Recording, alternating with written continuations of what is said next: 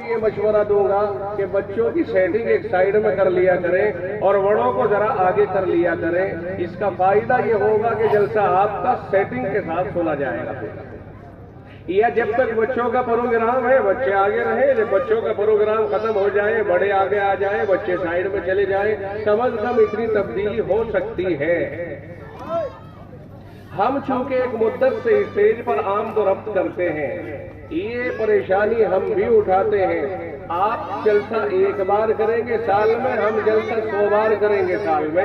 ہمیں تو 100 بار پریشانی بھگتنی پڑتی ہے یہ. اور جب ذہنی انتشار اور خلفشار ہوتا ہے، چاہے حضرت جبریل بھی آ جائے وہ بھی فیل ہو کے چلے جائیں گے. اس لیے میری گزارش رہے گی آئندہ کے لیے. خیر، اللہ کے نبی علیہ الصلوۃ والسلام نے ارشاد فرمایا من یاخذ عنی هؤلاء الکلمات، کون ہے تم میں سے جو مجھ سے یہ چند باتیں وصول کرے، چند باتیں یاد کرے، چند باتیں لے لے. سیدنا حضرت ابو ہریرہ رضی اللہ تعالیٰ عنہ کی قسمت میں یہ سعادت اللہ نے سب سے پہلے لکھی تھی. حضرت ابو ہریرہ عرض کرنے لگے، یا رسول اللہ، میں ان کلمات کو جو آپ ہمیں دینا یا سنانا چاہتے ہیں آپ سے لینے کے لیے تیار ہو. تو آقا نامدار صلی اللہ علیہ وسلم نے سیدنا ابو ہریرہ رضی اللہ تعالیٰ عنہ کا ہاتھ پکڑا. حضرت ابو ہریرہ کہتے ہیں کہ آپ نے میرا ہاتھ پکڑا اور پھر مجھے 5 باتیں بتائی. 5 میں آپ کو 5 باتیں نقل کروں گا انشاءاللہ. اگر آپ نے دھیان سے سنا تو بہت ساری زندگی سے متعلق اچھی باتیں آپ کو حاصل ہو جائے گی. میری طرف سے نہیں بلکہ وہ بات جو آقا نے ارشاد فرمائی ہے وہ چونکہ آپ تک پہنچے گی، اس لیے ان باتوں کی وجہ سے آپ کو فائدہ ہوگا. باتیں میری نہیں ہوں گی بلکہ میرے آقا کی ہوگی. آپ توجہ فرمائیے اور ایک ایک بات کو آپ یاد کرنے کی کوشش کریں. وعدہ کرتے ہیں کہ انشاءاللہ یاد کریں گے. جلسے ہو یا کوئی اور وعد و خطابت کا اسٹیج، ہر موقع پر ذہن میں یہی رہنا چاہیے کہ انشاءاللہ ہم جو کچھ سن رہے ہیں اسے یاد کریں گے اور یاد کر کے اپنی زندگی کے اندر اس کو داخل کریں گے انشاءاللہ. پہلی بات جو آقا رحمت صلی اللہ علیہ وسلم نے ارشاد فرمائی وہ یہ ہے، آپ نے فرمایا اتق المحارم تکن اعبد الناس. فرمایا حرام چیزوں سے بچتے رہنا، حرام چیزوں سے بچتے رہنا تو سب سے بڑا عبادت گزار بن جائے گا. یاد ہو گئی صاحب؟ آقا نے ارشاد فرمایا حرام چیزوں سے بچتے رہنا تو سب سے بڑا عبادت گزار بن جائے گا. میں نوجوانوں سے خاص طور سے کہوں گا کہ آپ کی توجہ مجھے درکار ہے. بڑی عمر کے لوگ تو پھر بھی کسی نہ کسی درجے میں جیسے بھی ہیں مسجدوں کے اندر آنا اور ان کی زندگیوں کے اندر دھیما پن آ گیا. جوانی میں اگرچہ انہوں نے ڈھیلے پھینکے ہوں گے اسے چھوڑ دو، لیکن آج کی بات کرو اس وقت میں بہرحال ڈھلے ہوئے ہیں اور جو جوان ہے وہ ذرا اوپر اٹھا ہوا ہے. تو میں خاص طور سے جوانوں سے عرض کر رہا ہوں کہ آپ کی توجہ مجھے زیادہ چاہیے. آقا نے ارشاد فرمایا اتق المحارم تکن اعبد الناس. فرمایا حرام چیزوں سے بچتے رہنا تو سب سے بڑا عبادت گزار بن جائے گا. آپ جانتے ہو حرام چیزیں پوری ایک طویل فہرست ہے. دیکھو 2 طرح کی چیزیں ہوتی ہیں. ایک تو وہ کام ہے کہ جو کرنے کے ہیں، ایک وہ کام ہے جو بچنے کے ہیں. اگر کرنے کے کاموں کو نہیں کیا تو حرام کام ہو جائے گا اور بچنے کے کاموں کو کیا تو بھی حرام کام ہو جائے گا. اس لیے 2 دھاری تلوار ہے یہ جملہ. آپ نے فرمایا حرام کاموں سے بچتے رہنا تو سب سے بڑا عبادت گزار بن جائے گا. ہمارے ذہن میں پہلی فرصت میں یہ آتا ہے کہ پیاز کھانا حرام ہے لہذا حرام کھانے سے بچ جاؤ. لیکن اللہ کے نبی علیہ الصلوۃ والسلام نے پیاجڑوں کے لیے فرمایا کہ جو آدمی 1 درہم کے برابر بھی سود کھاتا ہے وہ اپنی سگی ماں کے ساتھ زنا کرنے کی طرح گناہ کرتا ہے. اور آج تو پیاز کھانا بڑا آسان لگا ہوا ہے نا لوگوں کے منہ کو.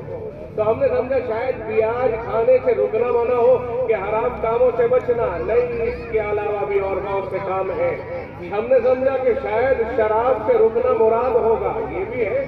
کہ شراب، اللہ کے نبی علیہ السلام نے فرمایا الخمر جماع الاسم، شراب تمام گناہوں کی جڑ ہے، ہر گناہ شرابی سے آسان ہے۔ آپ نے یہاں تک بھی ارشاد فرمایا کہ جس آدمی نے شراب پی لی لم تقبل لہ صلاۃ الاربعین لیلہ، فرمایا 40 دن تک اس کی نماز قبول نہیں کی جاتی ہے۔ جس آدمی نے ایک بار شراب پی لی، ایک مرتبہ شراب پینے کے بعد 40 دن تک اس کی نماز قبول نہیں کی جاتی۔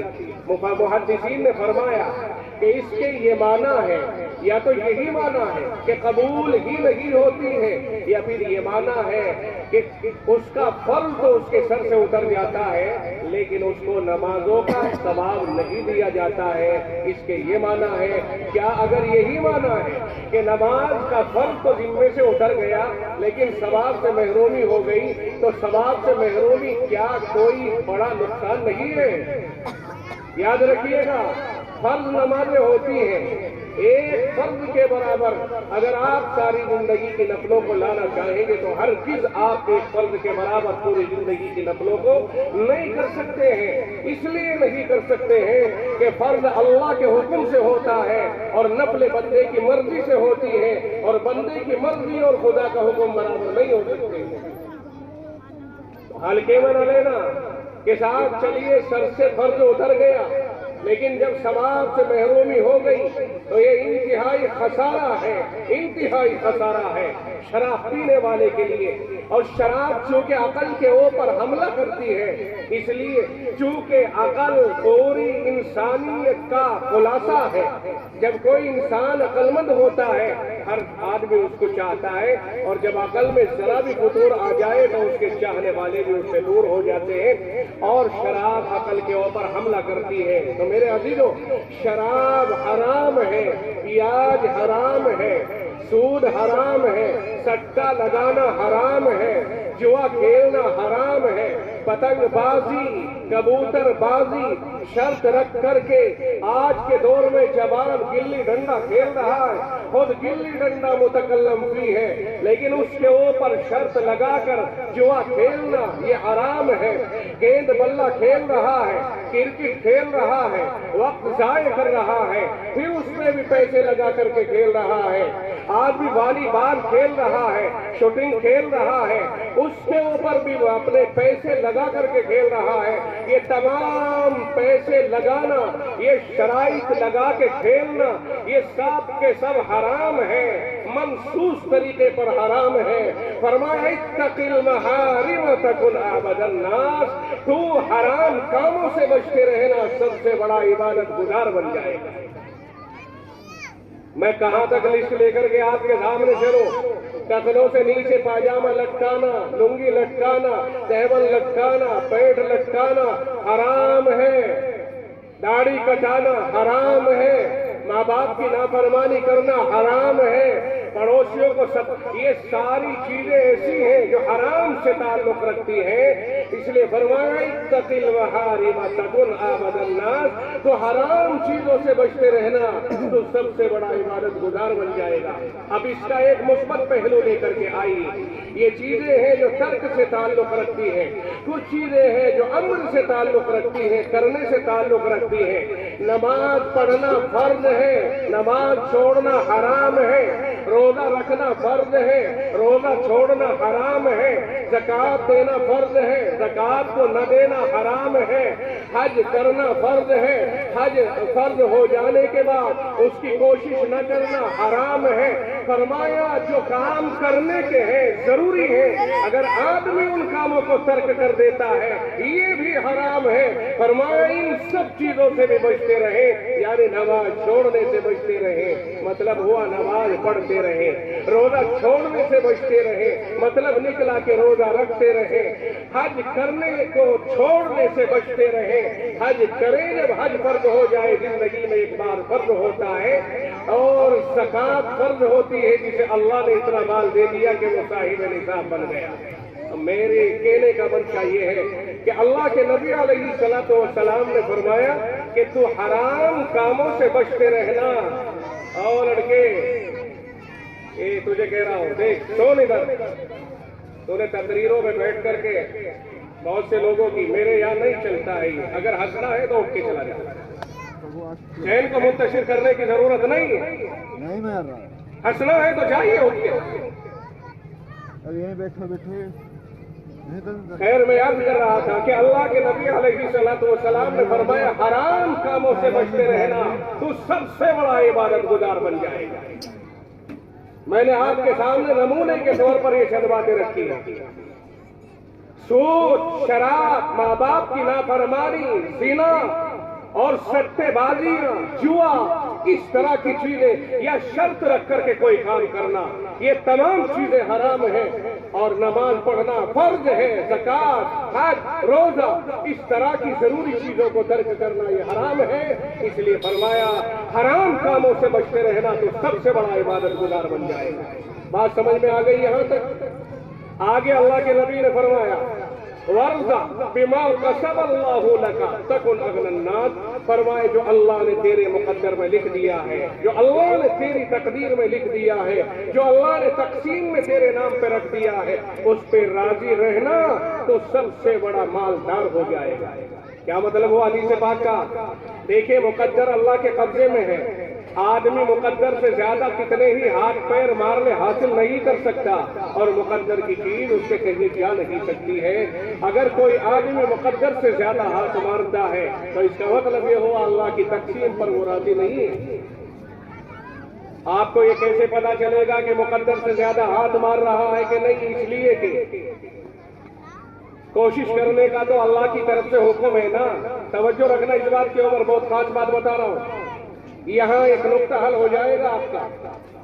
ایک آدمی کوشش نہ کرے، پڑا رہے پوسٹیوں کی طرح، روزی کا ٹائم ہو گیا، پڑا ہے، کام پہ جانے کا وقت ہو گیا، جا نہیں رہا ہے، جو کام روزی کا لے کے بیٹھا ہے، تجارت ہے، زراعت ہے یا کوئی ملازمت ہے، جا نہیں رہا ہے، تو کیا اللہ کی تقدیر پہ بھروسہ کر کے بیٹھ جائے کہ صاحب میرے مقدر میں جو ہوگا، ضرورت کیا پڑی ہے مجھے کام پہ جانے کی، ٹھیلا لگانے کی، مزدوری کرنے کی، مجھے جو مقدر میں ہوگا مل کر رہے گا، اور جو مقدر میں لگی ہے اسے ضرور مجھے مل کر لگی رہے گا۔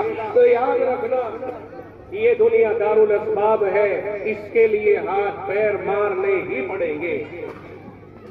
یہ توکل کے منافی نہیں، کوشش کرنا، کام کے لیے نکلنا، یہ توکل کے منافی نہیں اور اس حدیث کے منافی نہیں ہے۔ اللہ کے نبی علیہ السلام کے پاس ایک شخص آیا، کہنے لگ گیا یا رسول اللہ، میں اپنی سواری یعنی اونٹ کو باندھ دوں اور پھر اللہ پہ بھروسہ کروں، یا اونٹ کو چھوڑ دوں کھلا اور پھر اللہ پہ بھروسہ کروں؟ دیکھیے میں اپنے تبلیغی احباب کو، مدرسوں میں پڑھانے والے احباب کو اور دیگر جتنے بھی بیٹھے ہوئے احباب ہیں سبھی کو میں اس نقطے کی طرف متوجہ کروں گا۔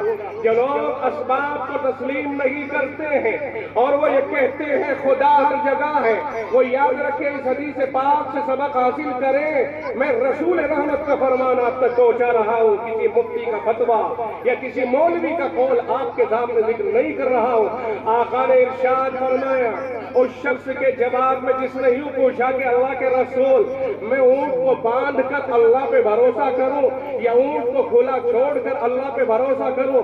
آقا نے ارشاد فرمایا اعقلها فتوکل، پہلے اس کو باندھ دے، اسباب اختیار کر، پھر اللہ پہ بھروسہ کر۔ حدیث پاک نے یہ بتایا کہ اسباب خدا کے پیدا کیے ہوئے ہیں، بھروسہ اسباب پر نہیں، بھروسہ خدا پہ کرنا ہے، مگر اسباب کو اختیار کرنے کے بعد کہ میرے پروردگار جو میرے بس کا تھا وہ میں نے کر لیا، آگے آپ کی ذمہ داری رہی، آگے اس سبب کے اوپر میرا کام تھا کہ کھیت میں میں نے غلہ بکھیر دیا، میرا کام تھا کہ میں نے باغ کا پودا لگا دیا، میرا کام تھا کہ میں دکان کھول کر کے بیٹھ گیا۔ میرے رب دکان میرا خدا نہیں ہے، کھیت میرے خدا نہیں ہے، میرا خدا تو تو ہے، میں نے کام کیا ہے، اس میں معاملے کو سیٹ کرنا یہ تیری اپنی ذمہ داری ہے، میرا بھروسہ تجھ پہ ہے، اس پہ نہیں ہے۔ اس کو کہتے ہیں توکل، اور یہ ہے شریعت کا ضابطہ۔ شریعت کا ضابطہ یہ نہیں ہے کہ آپ کو اسباب سے ہٹا دیا جائے اور آپ سے کہہ دیا جائے ہر جگہ خدا ہے وہ آپ کی نگرانی کرے گا، نہیں، ایسا ہرگز نہیں ہو سکتا۔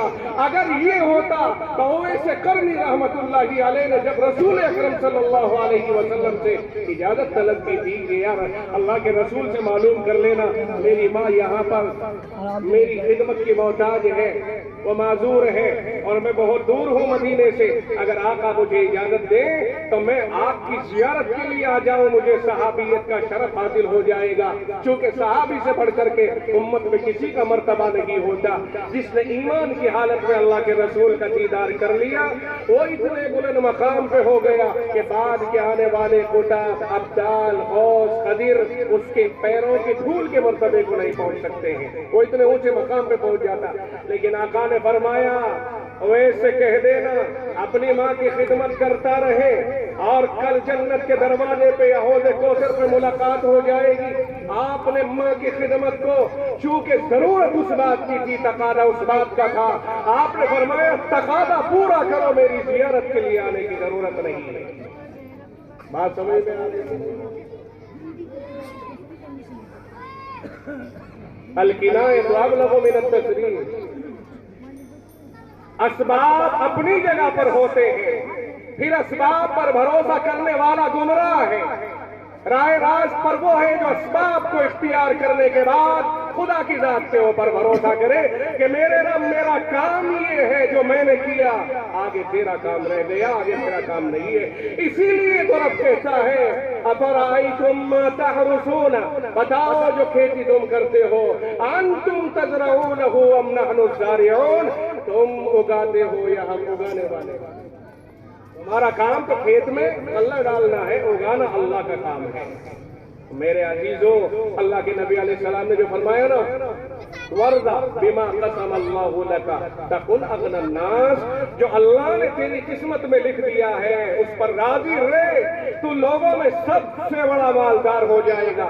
سب سے بڑے مالدار کا یہ مطلب نہیں ہے کہ دنیا میں اڈانی، امبانی اور ان سے اوپر تو نکل جائے گا، بل گیٹس سے کیا ہے وہ بل گیٹس جو ایک یہودی ہے بدماش، اس سے بھی اوپر نکل جائے گا۔ اس کے معنی یہ ہے کہ آقا فرماتے ہیں لیس الغنی عن کثرت العروض ولکن الغنی غنی النفس، فرمایا مالداری دولت کی مالداری نہیں ہے، ساز و سامان کے اضافے کو مالداری نہیں کہتے، مالداری تو در حقیقت دل کا مالدار ہونا ہے۔ اگر مالدار بھی ہو گیا، فیکٹری والا بھی ہو گیا اور دل میں اطمینان نہ ہوا، وہ مالدار نہیں ہے، پھر وہ سب سے بڑا غریب ہے، کیونکہ جس کا دل ہی مطمئن نہیں ہے اس کو مال سے کوئی فیض نہیں ہے۔ تو اس کے معنی یہ سمجھ میں آتے ہیں، اللہ کے نبی نے فرمایا وَرْضَ بِمَا قَسَمَ اللَّهُ لَكَ تَكُنْ أَغْنَى النَّاسِ، راضی ہو جا اس پر جو تیرے لیے اللہ نے لکھ دیا ہے، تقسیم کر دیا تو مالدار ہو جائے گا سب سے بڑا۔ مراد یہ ہے کہ اسباب اختیار کر، جائز حدود میں، ناجائز حدود میں اسباب اختیار کرنے کی اجازت نہیں، سود لے کے مالدار ہونے کی اجازت نہیں، سٹوں سے مالدار ہونے کی اجازت نہیں، چوری کر کے مالدار ہونے کی اجازت نہیں، کسی کا ہڑپ کر کے مالدار ہونے کی اجازت نہیں، دھوکے سے پلاٹ بیچ کر، گدے دے کر، اس طرح سے ڈگے ماری سے مالدار ہونے کی اجازت نہیں۔ جائز حدود میں اپنا کام کرتا رہے، جو مل جائے اس پر راضی ہو جانا، تیرا دل مطمئن ہو جائے گا، تو ہی سب سے بڑا مالدار ہے۔ اس لیے کہ جس کا دل مطمئن ہو گیا اسے سارے جہاں کی دولت مل گئی۔ اگر کوئی آدمی مال کے حصول کے لیے ناجائز قدم اٹھاتا ہے، یہ غلط ہے، یہ ناجائز ہے۔ مال کے حصول کے لیے جائز راہوں سے قدم اٹھاتے رہنا، پھر تجھے جو مل جائے اس پر راضی رہنا، تو راضی ہوگا تو تجھ سے تیرا رب راضی ہوگا۔ تکن اغنى الناس، پھر لوگوں میں سب سے بڑا مالدار تو ہی ہوگا۔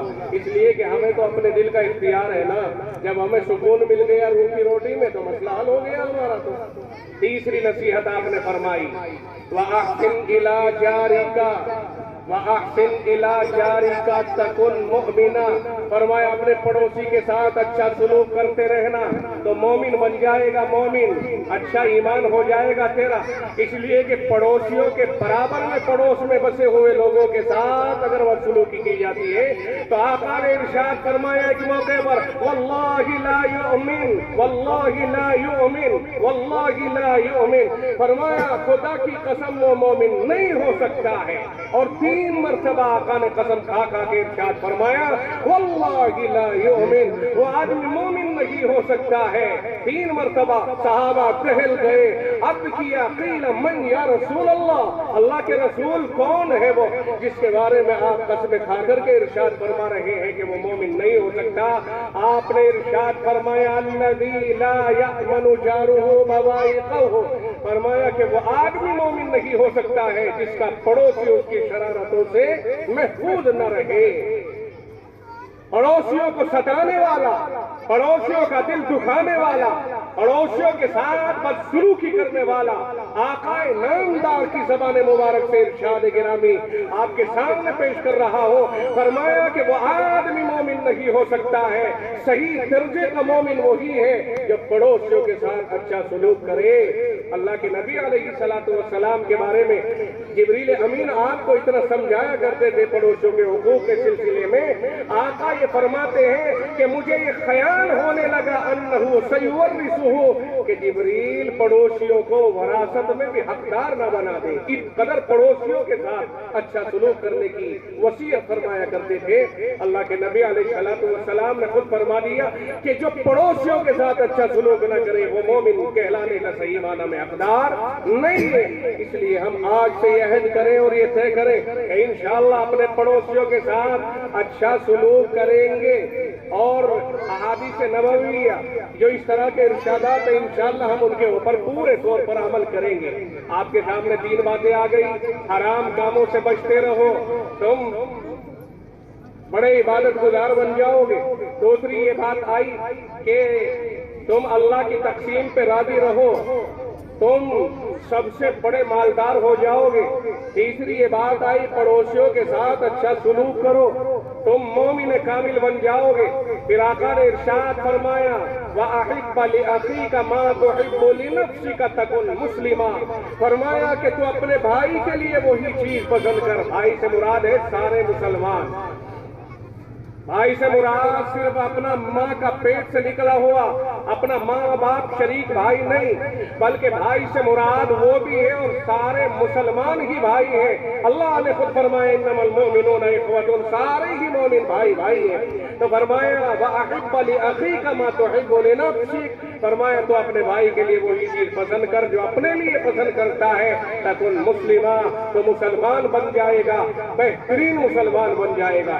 اب آپ اندازہ لگائیے کہ جتنے مسلمان ہیں سب کو اللہ کے رسول نے اور اللہ نے بھائیوں کا درجہ دیا ہے، چاہے کوئی عام مومن ہو یا خاص مومن ہو، نمازی ہو یا بے نمازی ہو۔ پھر کیا خیال ہے آپ کا ان لوگوں کے بارے میں جو مومنین کا ایک بہترین طبقہ ہے، جو قرآن اپنے ہاتھ میں رکھتا ہے، اپنے سینے میں بساتا ہے، اسے قرآن کا حافظ کہا جاتا ہے، عالم دین کہا جاتا ہے؟ کیا خیال ہے ان بھائیوں کے بارے میں جنہیں اللہ نے حافظ کا لقب دے دیا، عالم دین کا لقب دے دیا، مدارس چلانے والے ان کو بنا دیا، مدارس چلانے کی ذمہ داری، دین کی سچائی کو پھیلانے کی ذمہ داری جن کو عطا فرما دی ہے، ان کے ساتھ کیسا سلوک کرنا چاہیے؟ جب عام مومنین کے ساتھ بدسلوکی کو جائز نہیں سمجھا جا رہا ہے تو شاندار مقام حاصل کرنے والے مومنین یعنی قرآن کے حاملین، حدیثوں کے حاملین، اس طرح کے لوگوں کے ساتھ امت کو کیسا سلوک کرنا چاہیے، اس کا اندازہ آپ کسی سے لگا سکتے ہیں۔ بات سمجھ میں نہیں آئی؟ جن پر رب نے بھروسہ کیا، رب کہتا ہے اِنَّا نَحْنُ نَزَّلْنَا الذِّكْرَ وَإِنَّا لَهُ لَحَافِظُونَ، ہم نے یہ قرآن کو نازل کیا ہے اور ہم ہی اس کی حفاظت کرنے والے ہیں۔ ذکر سے مراد قرآن کریم ہے۔ دیکھو یاد رکھو، اللہ نے قرآن کو اتارا، ہر مومن کے دل میں اس کی عظمت کو بیٹھا دیا۔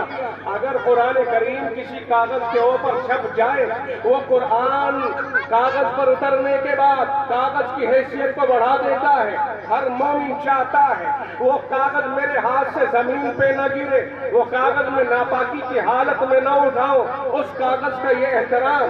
حالانکہ قرآن چھپنے سے پہلے وہ کاغذ عام تھا، قرآن کی چھپائی کے بعد اس کاغذ کا ایک خاص مقام ہو گیا ہے۔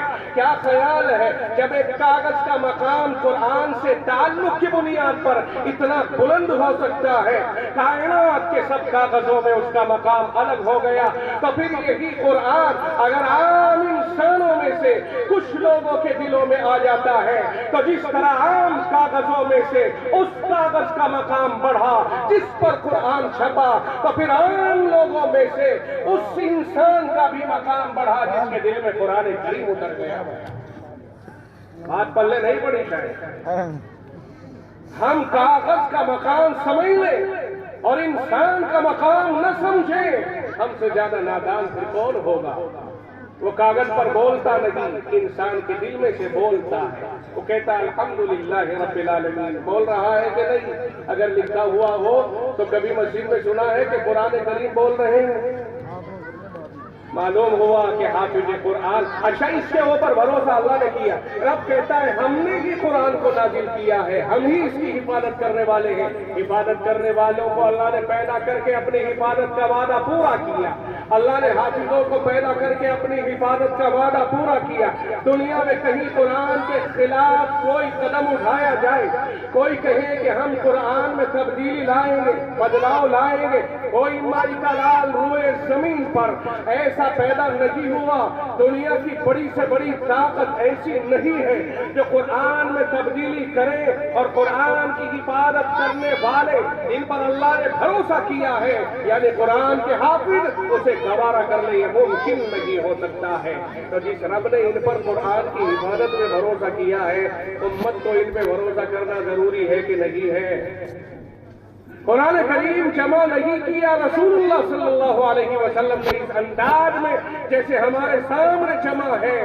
اللہ نے اپنے حبیب کو اٹھا لیا، دنیا سے اٹھا لیا، اپنے پاس بلا لیا۔ قرآن اسی طرح سے پھیلا پڑا ہے، قرآن جمع نہیں تھا، اللہ نے اپنے پیغمبر کو اٹھا لیا، قرآن جمع نہیں کرایا۔ معلوم ہوا اللہ نے اس امت کے علماء پہ بھروسہ کیا تھا، تبھی تو علماء کے ذریعے قرآن کو جمع کرایا۔ وہ علماء ہے پہلے صحابہ۔ میرے بھائی، عام مومنین کے ساتھ اچھا سلوک کرنا، جب یہی اتنا عظیم ترشید ہے کہ عامۃ المسلمین کے ساتھ اچھا سلوک کرنے والا مسلم کہلانے کا حقدار ہے، تو پھر خاص مومنین کے ساتھ اچھا سلوک کرنے والا، اہل مدارس کے ساتھ اچھا سلوک کرنے والا کیوں اللہ کی نگاہوں میں اعلیٰ عالم نہیں ہوگا، اعظم نہیں ہوگا؟ ہم سمجھتے ہیں میرے بھائیوں، ہماری ذمہ داری ہے، پوری امت کی ذمہ داری ہے، اپنے اعتبار سے وہ مدارس کا جال بچھائیں، آگے بڑھائیں، اس لیے کہ امت کو راہ راست پر لانا یہ ہماری سب کی ذمہ داری ہے۔ بھائی، اس وقت میں نوجوان ارتداد کے دہانے پہ پہنچا ہوا ہے۔ پورے ملک گیر پیمانے پر جمعیت علماء ہند نے سر کے اوپر کفن باندھ کر کے گویا اس مہم کو چھیڑ رکھا ہے۔ اصلاح معاشرہ کی مہم پہلے مولانا 8 دن 10 دن 15 دن چلتی تھی، لیکن آپ یہ طے فرما دیا کہ پورے سال یہ مہم چلے گی، اس لیے کہ آج امت کا نوجوان طبقہ ارتداد کی طرف جا رہا ہے۔ کوئی کسی غیر مسلم کی لڑکی کو لے کے جا رہا ہے، کوئی لڑکی ہماری غیر مسلموں کے ساتھ جا رہی ہے، یہ بڑا ارتداد ہے۔ 1947 میں ہم دیکھتے تھے تاریخ اٹھا کے کہ ہماری جانوں کو خطرہ لاحق تھا، آج ہماری جانوں کو وہ خطرات نہیں، ہمارے ایمان کو خطرہ ہے، اور جان جائے 100 مرتبہ جائے، جان دی ہوئی اسی کی تھی۔ حق تو یہ ہے کہ حق ادا نہ ہوا، جان 100 بار جائے لیکن ایمان بچ جائے، آسان سودا ہے۔ ہم جان پر کھیل کر کے ایمان کو بچانا فرض سمجھتے ہیں، ہم جان بچا کر کے ایمان کو گنوانا انتہائی حقیقت سمجھتے ہیں۔ ایمان بچ گیا تو سب کچھ بچ گیا، اور ایمان نہیں بچا تو پھر ساری دنیا مچھر کے پر کے برابر بھی نہیں ہے۔ اس لیے میرے بھائیوں، نوجوانوں کی دیکھ بھال کریں، نگرانی کریں۔ آج کا نوجوان منظم طریقے پر نشے کی لت میں دھکیلا جا رہا ہے، बार खोले जा रहे हैं, जिन्हें इस वक्त में कैफे का नाम देकर के तब्दील किया जा रहा है। कि नौजवान वहां बैठता है, तन्हाई मिलती है, म्यूजिक सुनता है, बीड़ी सिगरेट चलती है, होक्केबाजियां होती हैं, बियर चलती है, रेड बुल चलती है, क्या क्या नहीं। आज मैं आपसे ये बात खुल करके कह सकता हूं जमीयत के